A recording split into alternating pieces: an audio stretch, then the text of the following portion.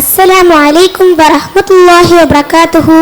يا أيها الناس اتقوا ربكم الذي خلقكم من نفس واحدة وخلق منها زوجها وبث منهما رجالا كثيرا ونساء واتقوا الله الذي تساءلون به والأرحام إن الله كان عليكم رقيبا. கண்ணியத்துக்குரிய எல்லாம் வல்ல ஏக இறைவன் நல்லடியார்களே, எனக்கு கொடுக்கப்பட்டுள்ள தலைப்பு அதிகரித்து வரும் கலாச்சார மோகம். இறைவன் இந்த உலகத்தில் மனிதர்களை படைத்து அவர்கள் எவ்வாறு வாழ வேண்டும் என்பதை பற்றி அற்புதமான முறையில் கற்றுத் தருகிறான்.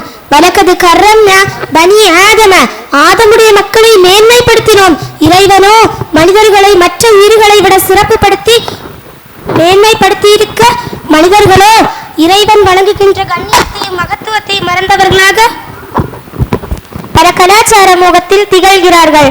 அதில் முதலாவதாக கலாச்சார மோகத்தில் செயல்படுவது நம் கரங்களில் இருக்கும் ஆண்ட்ராய்ட் போன். இந்த செல்போனின் வளர்ச்சி அதிகமான நன்மையை வழங்கினாலும் அதிகமான கலாச்சார மோகத்தின் காரணத்தினால் பல பிள்ளைகளின் வாழ்க்கை சீரழிந்து கொண்டிருக்கிறது. சர்வசாதாரணமாக முகநூல், வாட்ஸ்அப், இன்ஸ்டாகிராம் இதன் மூலமாக அந்நிய ஆண்களிடம் பெண்கள் பேசுவதும் பெண்களிடம் ஆண்கள் பேசுவதும் இது போன்ற கேடுகட்ட கலாச்சாரத்தில் நம் சமுதாய மக்கள் இருக்கின்றார்கள். அற்ப சுகத்துக்கு ஆசைப்பட்டு நேரத்தையும் காலத்தையும் வீணாக்கி நரக நெருப்பின் பக்கம் இழுத்துச் செல்லக்கூடிய சினிமாக்களையும் கூத்தாடிகளையும் ரசிப்பதன் பக்கம் சென்று தன்னுடைய தலையில் தானே மண்ணை வாரி கொட்டக்கூடியவர்களுக்கு அல்லாஹ்வின் கடுமையான எச்சரிக்கை. வலா தக்ரபு ஸினா, விபச்சாரத்துக்கு நெருங்காதீர்கள். இன்னஹு கான ஃபாஹிஷத்தன், அது வெட்கக்கேடானதாகவும் வஸாஅ ஸபீலா, தீய வழியாகவும் இருக்கிறது.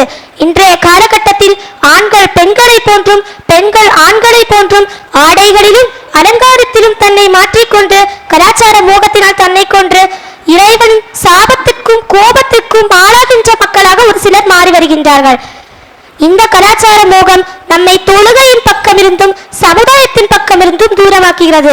அதுபோல் பிறந்தநாள் கொண்டாட்டம் என்ற கலாச்சார மோகத்தால் கேக் வெட்டுவதும் தனிமையில் வாழ்த்து சொல்வதும் போன்ற தவறான செயல்களுக்கு ஆளாகின்றனர்.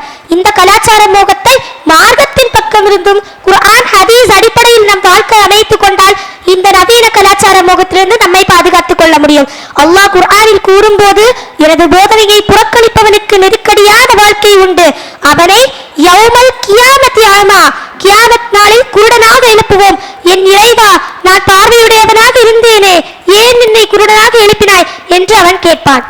அப்படித்தான் நம்முடைய வசனங்கள் உன்னிடம் வந்தன, அதை நீ மறந்தால் அவ்வாறே என்று மறக்கப்படுகிறாய் என்று இறைவன் கூறுவான். தனது இறைவனின் வசனங்களை நம்பாமல் வரம்பு மீறி நடப்பவனுக்கு இவ்வாறே கூறி கொடுப்போம். இந்த வசனத்தை ஆழமாக படித்து பார்த்தால் இறைவனின் கடுமையான எச்சரிக்கை என்று தெரிகிறது. ஆகவே இன்ஷா அல்லாஹ் ஷைத்தானின் வலையிலிருந்தும் அதிகரித்து வரும் கலாச்சார மோகத்திலிருந்தும் அல்லாஹ் நம்மை பாதுகாக்க வேண்டும் என்று பிரார்த்தனை செய்து என்னுடைய உரையை நிறைவு செய்கிறேன். வாஹிர் தஹ்வானா அல்ஹம்துலில்லாஹி ரப்பில் ஆலமீன். அஸ்ஸலாமு அலைக்கும் வரஹ்மத்துல்லாஹி வபரகாத்துஹு.